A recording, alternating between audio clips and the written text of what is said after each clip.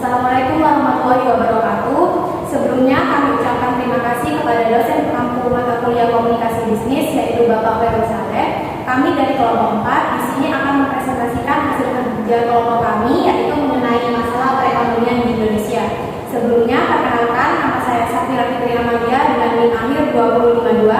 Saya Putri Ayu Salsabila dengan NIM akhir 2044. Saya Salsabila Salatul Muna dengan NIM akhir 2050. Saya Jalan Radiaja dengan akhirnya 2062. Saya Istiana Prina Alika dengan akhiran NIM 2045. Baik, memasuki materi yang pertama akan disampaikan oleh teman saya.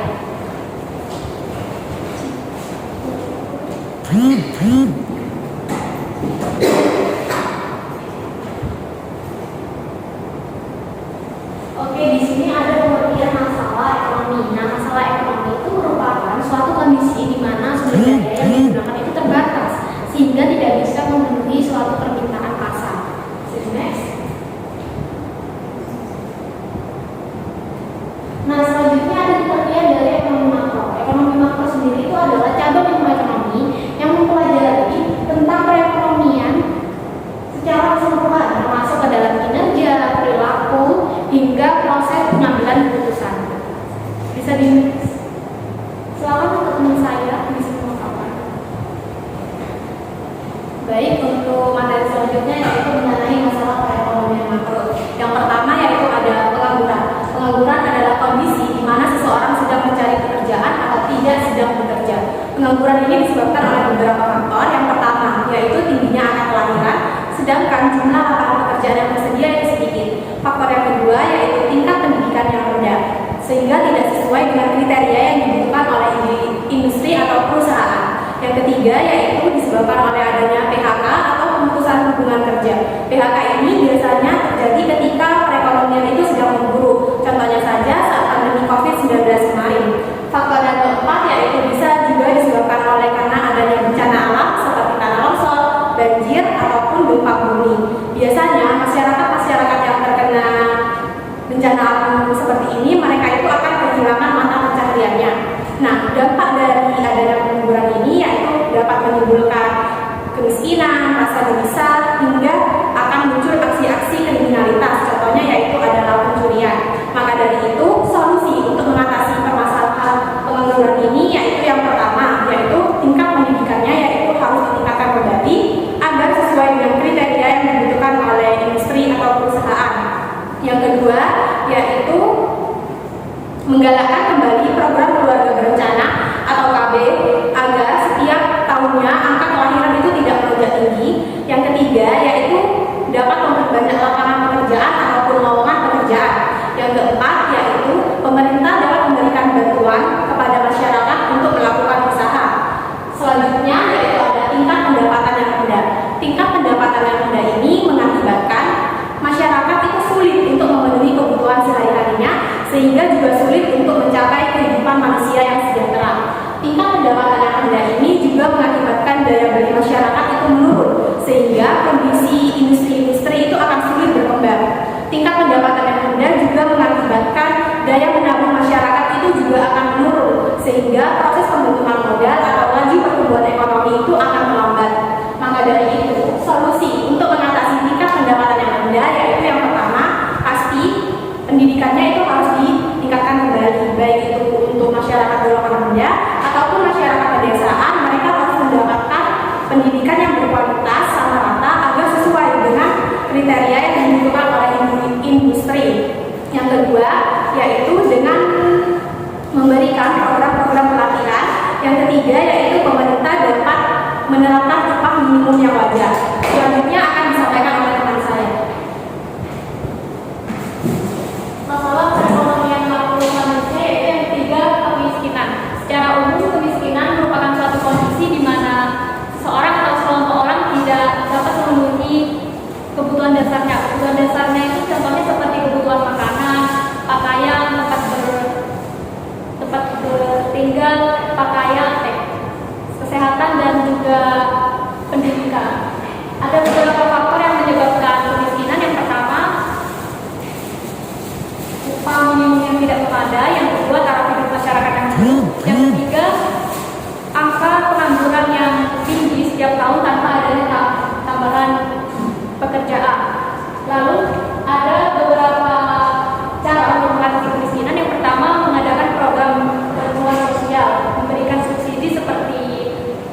BLT atau bantuan langsung tunai. Yang kedua, penyediaan pendidikan yang berkualitas. Yang keempat, penyuluhan atau pemberdayaan ekonomi masyarakat yang miskin.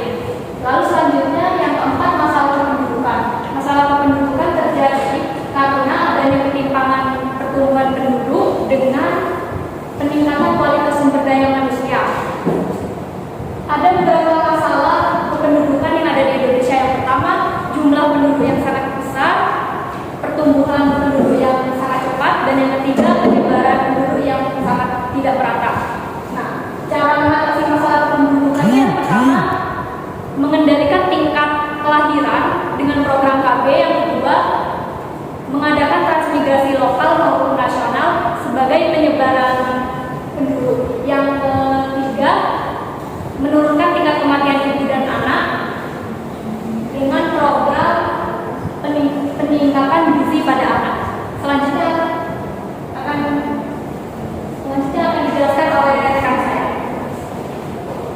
Oke, selanjutnya di sini ada pengertian tentang ekonomi mikro. Nah, ekonomi mikro sendiri adalah ilmu ekonomi yang mempelajari tentang suatu kegiatan ekonomi dari produsen ke konsumen.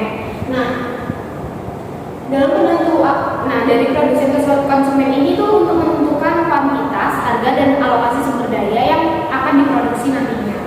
Selanjutnya akan dijelaskan oleh teman saya. Selanjutnya adalah masalah perekonomian mikro. Yang pertama adalah harga dasar beli. Permasalahan ekonomi mikro yang pertama terjadi karena kenaikan harga dasar secara tidak langsung. Saat terjadi lonjakan harga dari harga pasar, itu terjadi karena ketidakseimbangan antara permintaan dan penawaran di pasar. Terjadinya peningkatan harga di pasaran tentu saja memberikan dampak kepada konsumen dan terhadap sistem perekonomian secara nasional. Nah, selain itu tujuan dari harga dasar adalah untuk menstabilkan harga agar para petani tidak mengalami kerugian yang berlebihan dan juga konsumen juga tidak merasakan kerugian oleh harga. Nah, selanjutnya adalah kenaikan BBM atau bahan bakar minyak. Selain harga dasar tinggi, kenaikan BBM juga tidak kalah penting karena sangat dibutuhkan dalam kehidupan sehari-hari. Kenaikan harga BBM tentu saja konsumen merasakan dampaknya, tidak hanya konsumen tetapi para pengusaha hingga angkutan umum, taksi, ojol, dan juga nelayan juga terkena dampaknya. Tentu saja dampak tersebut dapat mempengaruhi sektor pendapatan rezeki dalam kehidupan sehari-harinya.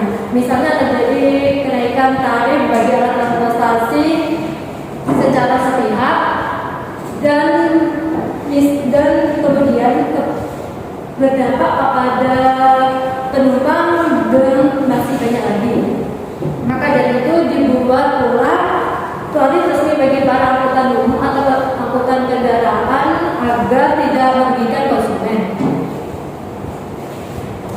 Baik, masalah perekonomian mikro yang selanjutnya yaitu masalah distribusi rendah. Memang harga beli dari tangan pertama itu harganya murah, akan tetapi dilihat dari proses pengiriman dan biaya kirim itu akan memakan biaya yang besar sehingga harga per item pun harganya ikut naik atau tambah mahal. Yang selanjutnya yaitu pembangunan listrik tidak merata. Seperti yang kita ketahui, banyak titik wilayah yang tidak dapat menikmati akses pembangunan listrik, sehingga penerangan mereka pun itu tradisional. Hal ini juga mempengaruhi akses telekomunikasi, di mana akses telekomunikasi ini mengandalkan listrik dan sinyal. Jadi kesimpulannya adalah perekonomian di Indonesia dihadapkan pada berbagai macam masalah yang kompleks dan saling berkaitan.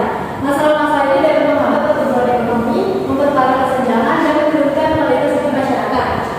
Maka dari itu, permasalahan ini diatasi dengan mengatasi masalah-masalah ekonomi ini. Kita dapat menciptakan dunia yang lebih adil, sejahtera, dan berkelanjutan untuk generasi sekarang hingga generasi yang akan datang.